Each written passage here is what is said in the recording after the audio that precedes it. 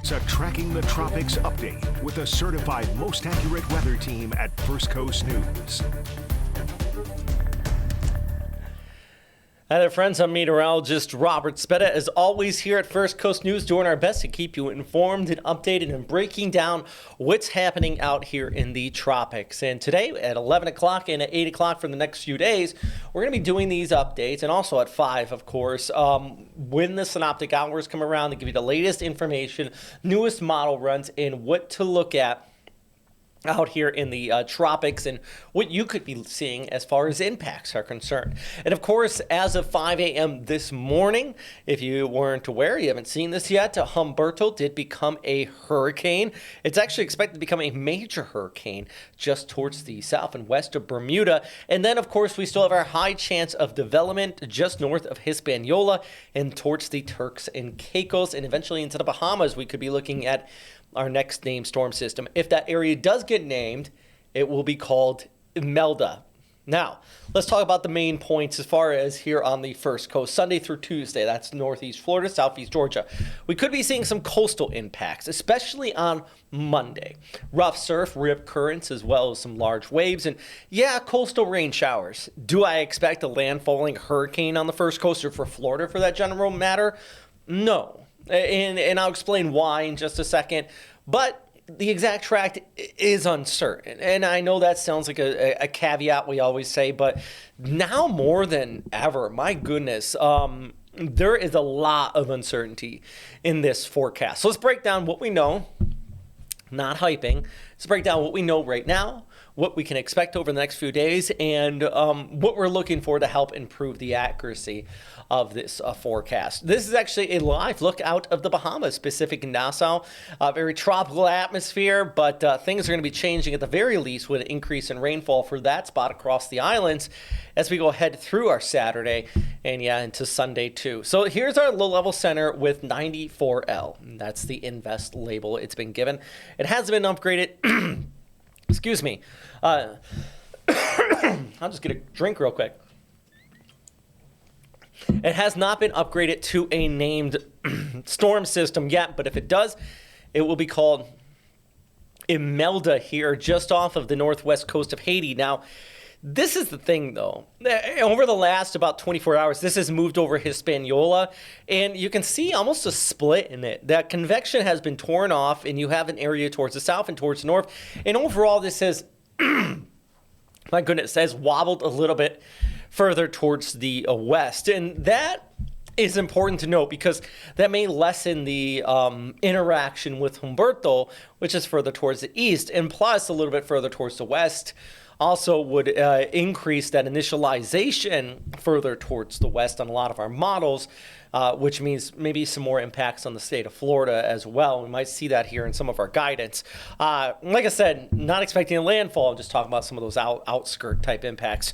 Taking a look at Humberto, which is just towards the east. Now, you can see in the last few frames here, this has wrapped up and intensified pretty quickly. It is moving into an area favorable for intensification. Over the last about 6 hours, you see how it goes from a tropical storm up to a hurricane, 60, 75, and now up to 90 mile per hour winds as it kicks off here towards the north. Sustained 90 miles per hour, by the way, in that low level. Center pressure is now down to 979 millibars, and it is anticipated to become a Cat 4 major hurricane just towards the south of Bermuda.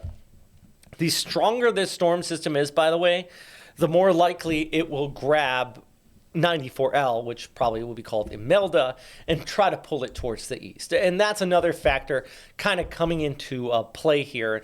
First, though, I do want to know, as far as this storm is concerned, Bermuda probably will be the area highest impacted by it. The latest outlook here from the National Hurricane Center does say Bermuda well within tropical storm strength conditions. And it's probably going to be seeing some massive waves along their southern coastline, or maybe even that risk of some storm surge as it kicks on by. By Tuesday night, and into Wednesday morning. So by Tuesday evening's high tide, Bermuda's already going to be in those impacts. Then we change our attention to 94L.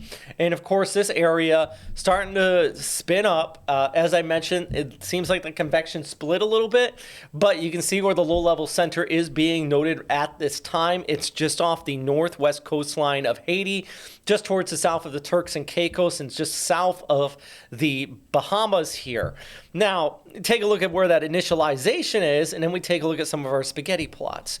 So these are interesting because as far as spaghetti plots go, this one looks the most spaghetti. And I say that jokingly but seriously. First off, you can see the kind of where that low-level center is, and some of the models are still picking up and trying to develop well towards the east of where the initialization should be. Just keep that in mind. And then if you see it off towards the north here, see all these kind of hard right-hand turns the models keep on trying to pick up on. The NavGem there, CMC. These are not some of our big player models, but they do show that interaction with Humberto and kind of showing it grab and get sucked off towards the north and east there versus slowing down and coming on shore across southeast Georgia or maybe into South Carolina. That seems like the higher and more likely scenario based on all of our ensembles as well. And you can see that here, the GFS versus the European model. It is interesting, though. You look at the ensembles, and they just are, they really are all, some of them even turn it back towards the west. I don't think that's likely, but you can see how it really is a mess for this area towards the left. And one of the reasons it is such a mess is because of the Fujiwhara effect. In fact, take a look at this graphic right here. This Fujiwhara effect, if you're not familiar with it, it's from Sakue Fujiwhara. It was a meteorologist in Japan back in the 1920s. In the Western Pacific, this type of effect is actually quite common. So within 900 miles, if you have two cyclones, they sometimes find a center of a common center. It almost forms up a high pressure in the middle, and they pinwheel around it. And this can make the forecast very tricky. And one reason why Humberto could grab it and kind of pull it back towards the east in a kind of semi-Fujiwhara effect. It's when these two systems do interact. And it's a very complicated atmosphere. It makes things extra hard to predict and forecast, which is why the National Weather Service is working extra hard to kind of get those initializing data with the atmospheric flow out here so we can have better idea of what the models are saying. So I went to the National Weather Service yesterday because they are doubling up on their balloon launches to gather more of that data. So here's a little video on that. Just me stopping by the National Weather Service in Jacksonville, Florida, and asking why they're doing yet more balloon launches.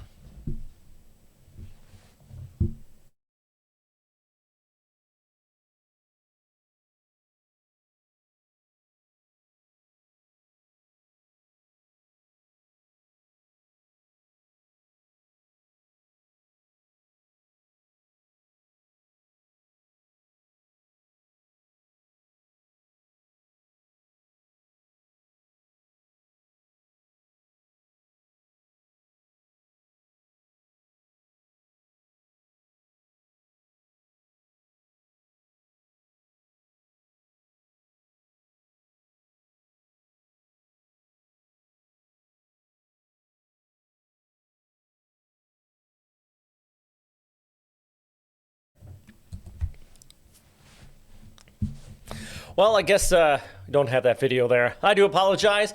Thanks for staying with us, though, for that little break there. Here's one of the graphics I had from it, and basically what they told me is more data in the atmosphere is better. You get a kind of a good idea of the overall background flow. So we have hurricane hunters that are flying into these storms, also to get that initializing data within that low-level center, but then all these balloons that are being launched upstream, and it kind of shows you what the flow is going to be and helps kind of get more data so we don't have this just sloppy mess in these spaghetti models. That's the whole goal here. They launch those every 12 hours daily, but now they're going to be doing them every 6 for the next few days out ahead of these tropical systems to help kind of get more data.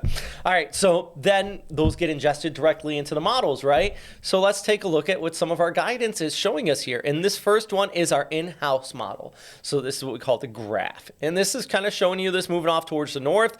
And watch, yeah, that's a little too close for comfort, right? Here as this comes into Monday, this would be right around 11 o'clock.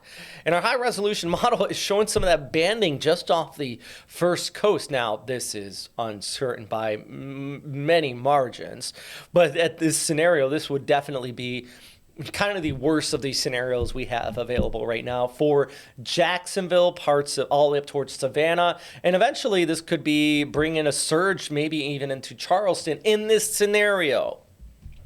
Now, if you look at the ECMWF, kind of a more of a global model, broader range, it shows a little bit more of an interaction with our storm system towards the east here. And it actually brings it onshore closer to around Charleston. And in fact, the latest guidance from the ECMWF almost has it stalling out just south of Charleston and lingering there and kind of getting pulled back towards the north eventually with this particular model. And this is actually the latest run, the 06Z run. And remember, I'm always trying my best to be transparent. So don't think these updates are hype or anything like that. That's never my goal. I just want to be transparent and show you what we're looking at here. And this is just that linger and almost stalls out through Wednesday, Thursday, and then the Friday before it kind of finally weakens out. That would bring continuous rainfall and even that threat of flooding across parts of the Carolinas, as well as that continued onshore flow just battering those areas. And then we take a look at the GFS guidance here too, and it shows you that coming onshore and almost by Monday evening making a landfall just around Charleston and Myrtle Beach. Less of a direct interaction with Humberto. Now there has been some guidances. I don't have them up here right now. It's like the CMC or the NavGem. That's the Canadian and the Navy model. Those show it making that hard right turn and kicking out to sea versus coming onshore across South Carolina or even out towards Georgia. So there's definitely uncertainty there, and there's definitely still some time to watch this, but anywhere up and down the East Coast from North Carolina, I would dare say to Northeast Florida, this is something you should have done back in May is those simple hurricane preps out there, right? I mean, especially if you live in a low-lying, flood-prone area, you probably have already done it. And you're also staying up to date with the latest information because you're watching this right here and you're staying informed. So, yeah, let's take a look at the names coming up, though. We, of course, have Humberto out there, Imelda, and then Jerry could be the one after that. But at least for now, I don't see any Jerrys in that extended forecast. And, I'm talking about these two. We still have post-tropical cyclone Gabrielle heading towards the east. That just blew past the Azores, and now it's going to be bringing some big waves, some gusty conditions for Portugal, Spain, and maybe even the west coast of France here. They're going to be looking at some absolute nasty weather coming out of this.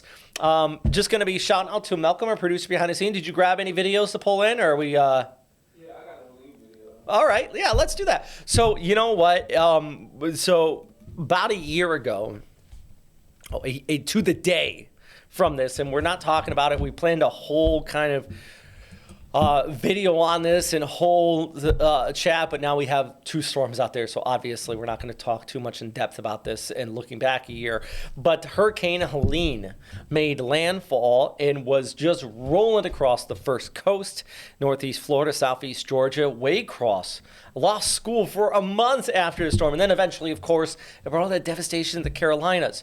So here's a video I put together looking back 1 year to the day on Hurricane Helene making landfall. Hurricane Helene. It's been a year since this major storm made landfall in Florida and then went on to become the deadliest hurricane in the United States since Katrina in 2005. 252 lives were lost from this storm, with $79 billion in damages. Despite the storm passing east of Jacksonville, it still brought a swath of damage to the first coast. Hurricane-strength winds were seen across the Big Bend area, stretching north past Live Oak, Lake City, and into Waycross. Now, Helene first developed on the 22nd of September, but it was not until the 25th and 26th, just prior to landfall, when it rapidly intensified to a Category 4 storm on track for a landfall along the Big Bend area. The storm made landfall near Perry, Florida.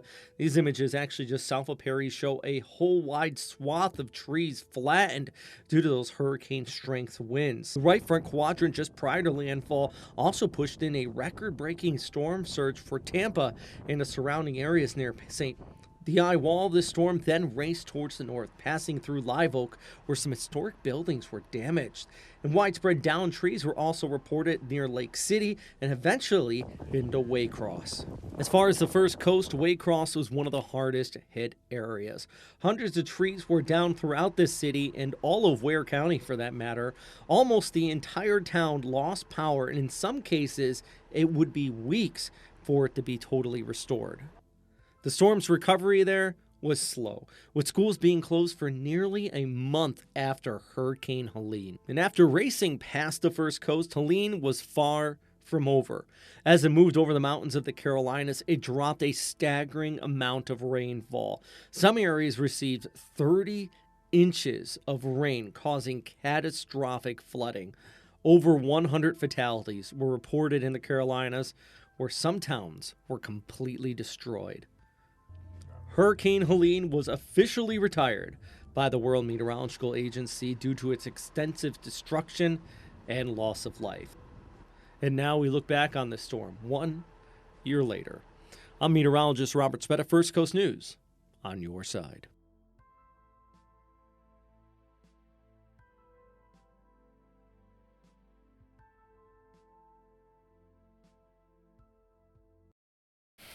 Yeah, Helene, my goodness. I was in Tallahassee for that one. We were expecting it to come on shore as a full-on major storm, but then it made that right-hand turn, and Perry really took the brunt of it.